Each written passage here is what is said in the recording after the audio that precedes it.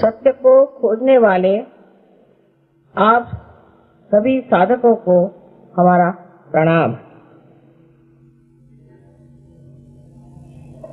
मैंने कल आपसे चक्रों के बारे में संक्षिप्त में बताया था। ये सारा ज्ञान मूल का है। जो कुछ हम साइंस से ज्ञान प्राप्त करते हैं वो जैसे पेड़ का बाहरी ज्ञान होता है उस प्रकार है, और ये ज्ञान उस पेड़ के मूल का है। विदेशों में जो कुछ भी खोजबीन हुई है वो सब बाहर बाह्य में हुई, और वो इस प्रकार बढ़ गई कि आज वहाँ पर यह आशंका हो रही है कि ये पूरा सिविलाइजेशन कहीं खत्म न हो जाए। कारण उन्होंने अपने स्रोत को नहीं ढूंढा, अपने मूल को नहीं ढूंढा।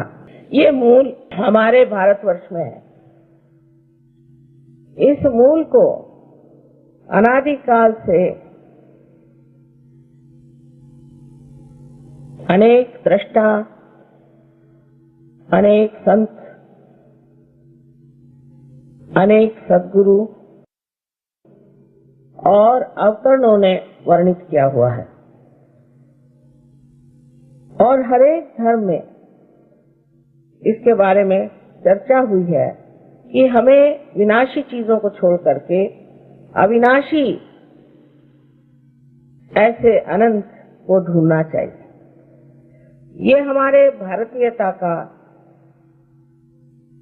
मुख्य मूल मंत्र है कि जो कुछ भी संसार में अविनाशी चीजें हैं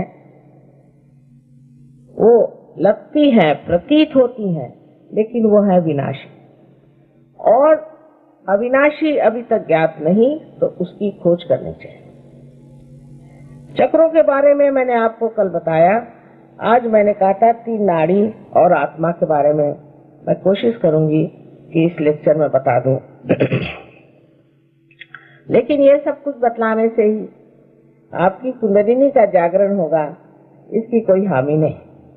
इसलिए मैं जो भी बोल रही हूँ उसको सुनने मात्र का आप कष्ट करें। उससे अपने को न्याय, अपना न्याय या अपने को भला बुरा कहने की बात नहीं। सिर्फ आप सुनिए और उसके बाद देखा जाएगा कि आपकी कुंडलिनी जागृत होती कि नहीं।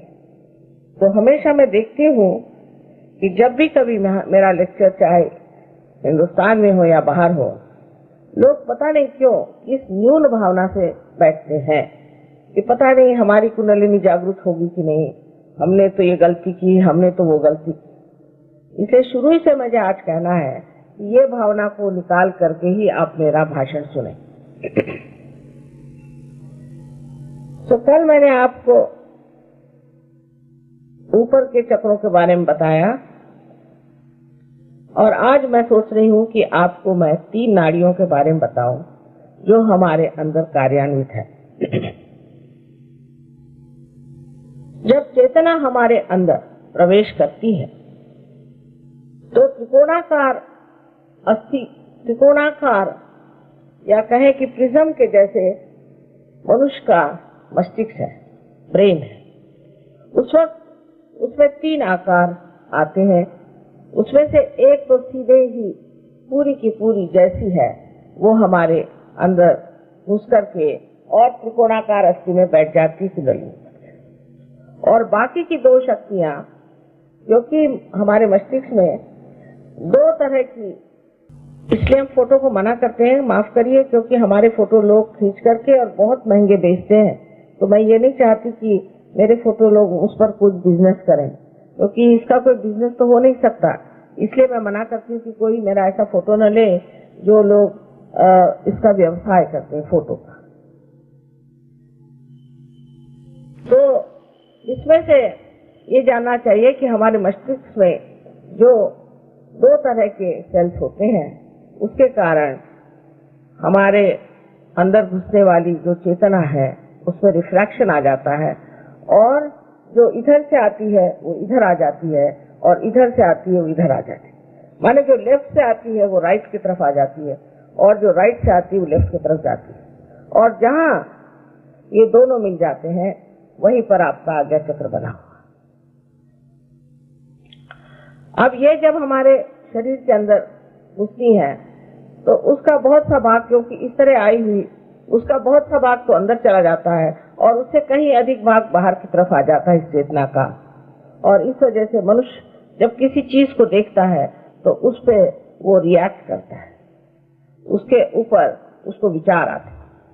कोई भी चीज को देखते साथ उसे विचार आएगा और वो विचार उसके अंदर घुसते हैं और उस विचारों से ही आप जैसे देख रहे हैं कि हमारे अंदर ईगो और मन ऐसी दो भावना।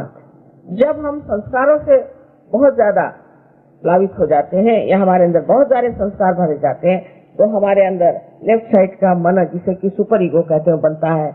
और जब हम बहुत ज्यादा ये विचार करते हैं कि फ्यूचर में क्या करना है, आगे क्या करना है, मैंने ये किया, मैंने वो किया, इस तरह की अहंकार की जो भावना है वो आपके अंदर दूसरी साइड में आ जाती है। किंतु इसकी नाड़ियां बिल्कुल उल्टी दिशा में। इसीलिए जब मनुष्य को पैरालिसिस होता है तो आपने देखा होगा कि अगर उसके सर में क्लॉट कर लेफ्ट में आया हो तो उसका पैरालिसिस राइट में होता है। अब ये जो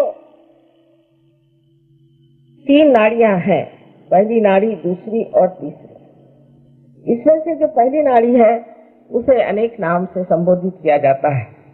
इसे कोई कोई चंद्र नाड़ी भी कहते हैं, पर सहयोग में हम इसे ईड़ा नाड़ी कहते हैं। और राइट साइड में जो नाड़ी है उसे हम पिंगला नाड़ी कहते हैं। उसको बहुत से लोग सूर्य नाड़ी भी कहते हैं। और वास्तविक इन दोनों पर चंद्र और सूर्य का ही प्रभाव है। अब जब लेफ्ट साइड की जो नाड़ी है ये सूक्ष्म रूप से स्थित है, किंतु इससे हमारे अंदर जो left side sympathetic nervous system है उसकी चालना होती है। और राइट साइड में जो नाड़ी है जिसे कि हम पिंगला कहते हैं, इससे राइट सिंपैथेटिक नर्वस सिस्टम चलती है। लेकिन ये स्वयं नाड़ियां अत्यंत सूक्ष्म तरह से कार्यान्वित रहती है। ये दोनों ही हमारे अंदर कार्यान्वित रहती है। जैसे कि जब हम कोई इच्छा करें तो लेफ्ट की नाड़ी चलती है और जब हम उसमें कार्य करते हैं उस इच्छा पर तो राइट की चलती है। इस प्रकार हमारे अंदर ये 2 नाड़ियां। पर इसके अलावा तीसरी नाड़ी हमारे अंदर है जिसे सुषुम्ना ऐसे कहते हैं। कबीरदास ने कहा ईड़ा पिंगला सुख मन नाड़ी में। और जिस तरह से अथॉरिटी के साथ उन्होंने कहा, इतने अधिकार वाणी से सारी बात कही है, वो बहुत पहुंचे हुए पुरुष थे, तो उन्होंने इतने अधिकार वाणी से कहा कि 5 25 पकड़ बुलाऊं, एक डोर उड़ाऊंगा। ये जो सारी बातें हैं कभी आप पढ़िए तो समझ में नहीं आएंगी जब तक आप सहयोग नहीं जानेंगे। सहयोग से ही आप जान सकते हैं कि कबीर ने ये सब बातें क्यों कही। औरों की भी बातें, जैसे ज्ञानेश्वर जी पे इन्होंने पूछा था कि आप बात करिए, तो ज्ञानेश्वर जी ने अपने ज्ञानेश्वरी में 6ठे अध्याय में कुंडलिनी का पूर्ण वर्णन किया कि एक जैसे कोई सांप का बच्चा हो, इस तरह जैसे कोई सांप नहीं होता, मतलब हर एक शक्ति जो है इसी तरह से सांप के जैसी चलती, तो वो जिस तरह से अपने को लपेट कर बैठ जाती है, ऐसी ये जगदम्बा कुंडलिनी हमारे अंदर बैठी हुई है। पर उसके बाद लोगों को इसका ज्ञान नहीं था कि कुंडलिनी क्या चीज है, तो उन्होंने कहा कि ये 6ठा अध्याय हमारे लिए निषिद्ध है, तो कोई पढ़ता ही नहीं था, कोई जानता ही नहीं था कि क्या चीज है। इसी प्रकार अनेक साधु संतों ने इसके बारे में बताया हुआ कि हमारे अंदर 2 नाड़ियां तो ईड़ा और पिंगला है और बीच की जो है सुषुम्ना नाड़ी है। ये सुषुम्ना नाड़ी जो है ये हमारे अंदर पैरासिम्पैथेटिक नर्वस सिस्टम को चलाती है। जैसे मैंने कल बताया था आपसे कि जिस वक्त आप दौड़ते हैं तो आप अपने हृदय की गति बढ़ा सकते हैं, आप कर सकते हैं, लेकिन जब आप बैठ जाते हैं तो हृदय की गति जो बिल्कुल नॉर्मल स्थिति में आती है वो पैरासिम्पैथेटिक नर्वस सिस्टम से आती है। सब्सक्राइब कीजिए कुंडलिनी जागरण को और प्रेस कीजिए बेल आइकन को, जिससे कि आपको मिल सके हमारी लेटेस्ट वीडियो सबसे पहले।